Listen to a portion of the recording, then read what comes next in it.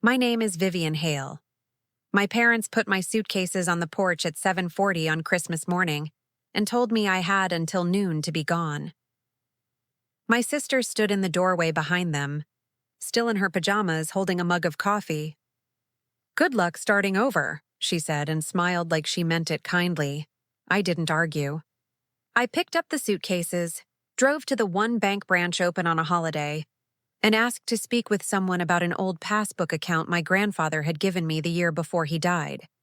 The branch manager looked at the account number for less than 10 seconds before he stood up, walked to the door of his office, and quietly locked it.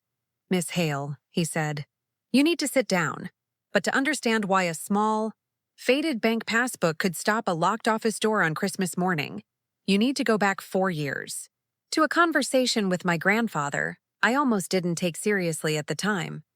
I'm 28, and I work as a claims adjuster for a regional insurance company, the kind of job that trains you, whether you want it to or not, to read documents for exactly what they say, rather than what people tell you they say. I want to explain my family before I explain the house, because the shape of our relationships matters for understanding what happened. I grew up in a house on Farrell Street with my parents, Douglas and Carol Hale, and my older sister Nadine, 3 years ahead of me in a family dynamic where she was, by unspoken but consistent agreement, the favored child. Not cruelly so most of the time. Just consistently, the way a scale sits slightly tilted for so long nobody in the room remembers it was ever level. That's not resentment. That's just the arithmetic of my childhood. My grandfather, Walter Hale, my father's father, lived 2 streets over for most of my life. A retired machinist who'd spent decades saving carefully and investing modestly. The kind of quiet, unglamorous wealth nobody in the family ever fully appreciated because he never once spent it visibly. He was the person who actually listened when I talked, who remembered details other people forgot, who once spent an entire Saturday helping me practice for a certification exam nobody else in the family had bothered to ask me about. 4 years ago, roughly 8 months before he died, he handed me an old bank passbook worn soft at the corners and told me almost offhandedly to keep this somewhere safe. And don't go asking your father about it. I remember laughing a little, assuming it was some small sentimental keepsake, a few $100s in an account he'd forgotten to close. I put it in a drawer and, I'll admit honestly, mostly forgot about it myself. I want to explain the Farrell Street house itself, because this is where the deeper story actually lives.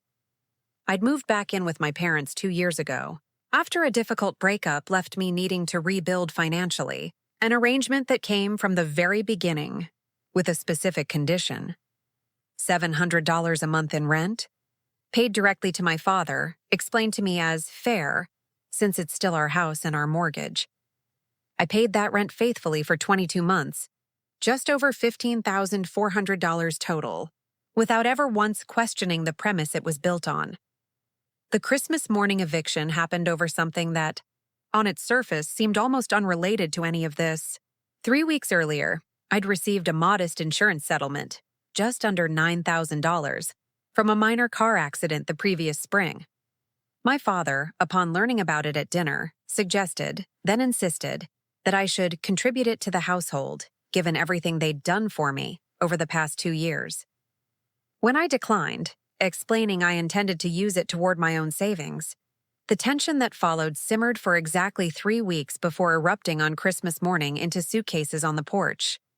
"If you can't contribute when the family needs it," my father said, standing in the doorway in his robe, "then maybe it's time you found out what it actually costs to be on your own."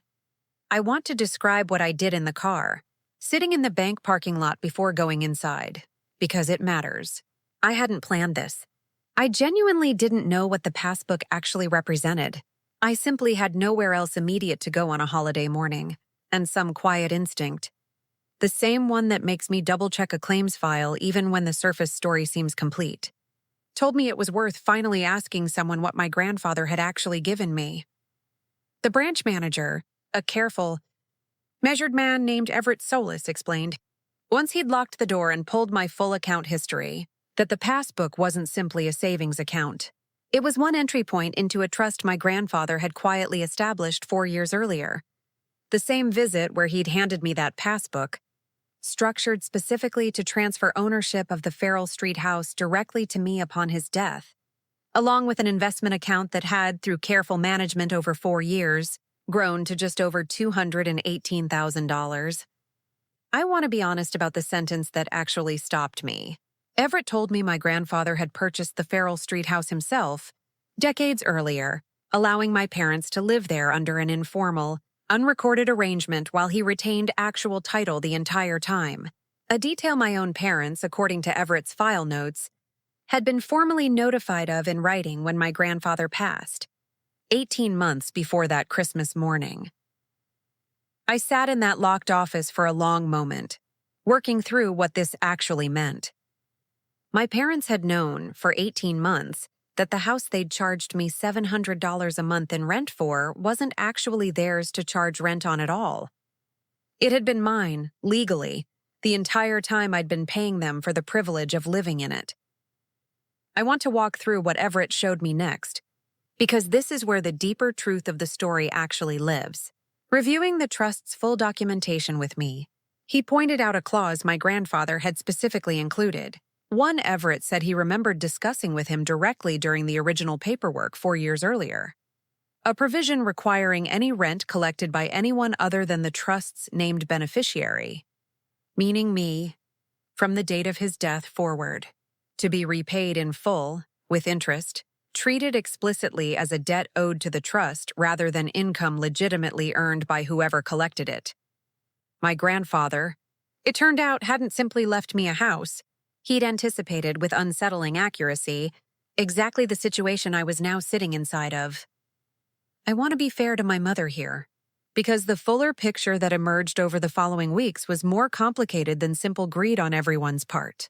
My mother, I learned through a difficult, honest conversation roughly a week later, had not been present for the actual notification 18 months earlier. My father had received that letter alone, at his own separate mailing address during a brief period. The two of them had been living apart following a rough patch in their marriage, and had never told her the truth about the house at all, allowing her to believe, the entire time, that the rent I paid was legitimately theirs.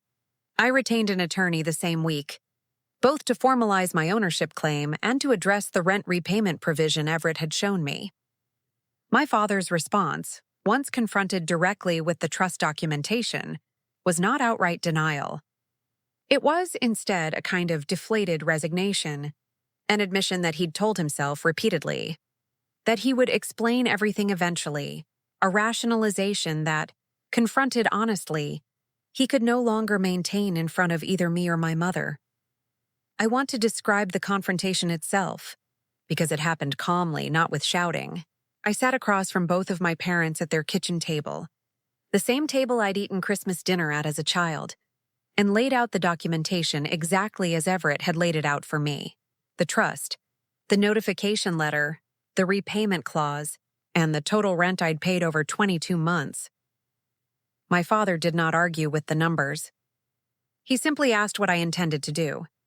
The resolution, negotiated over the following 2 months, required my parents to formally vacate the Farrell Street house within 90 days, standard notice under the trust's terms, and to repay the $15,400 in rent I'd paid, structured as a credit against the eviction-related relocation costs the trust ultimately covered on their behalf as a final, negotiated gesture, one my attorney described as considerably more generous than the trust's own terms strictly required.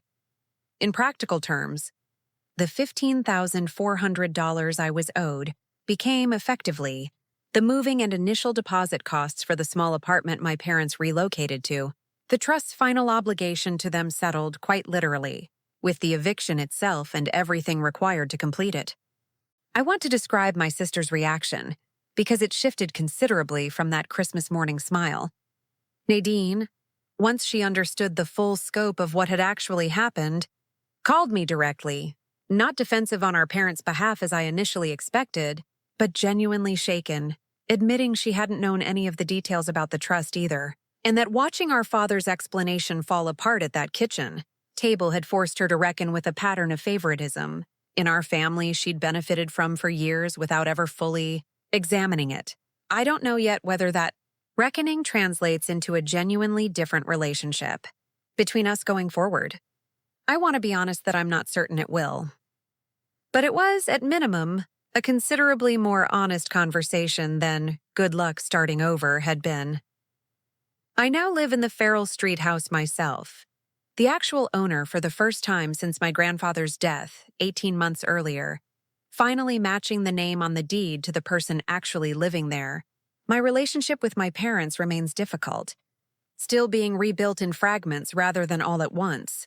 My mother considerably more willing to engage honestly than my father, who I think still struggles with what it means that his own father saw this exact situation coming clearly enough to build a legal structure specifically anticipating it.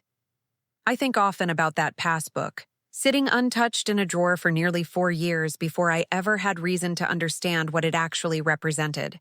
I understand now that my grandfather wasn't simply being sentimental, or even simply being generous. He was quietly, carefully making sure that whatever came after he was gone, the one person in our family who'd always actually listened to him, would never again be the one left standing on a porch with suitcases, wondering where she was supposed to go. Sometimes the smallest, most forgettable thing someone hands you turns out to be the only thing standing between you and exactly the kind of morning I had that Christmas. Sometimes it just takes the right person, on the right day, finally asking what it actually was. If you've made it this far with me, do you think your father genuinely intended to tell you eventually? Or do you think he was simply hoping the truth would never come up at all? Let me know in the comments where you're watching from tonight. And if stories like this one matter to you, make sure you're subscribed to Justice Unfolds, because every story here has a reckoning.